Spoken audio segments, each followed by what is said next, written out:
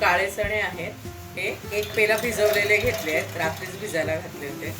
त्याच्यामध्ये घालायचा आहे एक कांदा बारीक, खूप मोठा नाही, आणि थोडा लसूण, हिरवी मिरची 3 आणि थोडी कोथिंबीर. हे मिक्सरमधून वाटून घ्यायचं आहे आपल्याला. हे वाटले त्याच्यामध्येच अर्धी वाटी रवा घालूया आणि परत मिक्सरमधून काढूया. चवीनुसार मीठ घालायचं आहे आणि मिक्स करून घ्यायचं. एकदम बारीक वाटून घ्यायचं आहे. आता गॅस बारीक करायचा आणि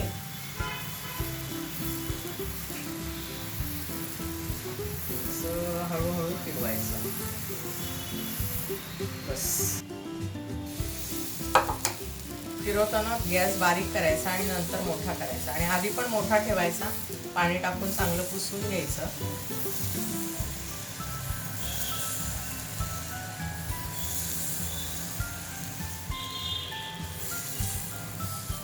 असे छान दोन्ही बाजूनी भाजून घ्यायचे.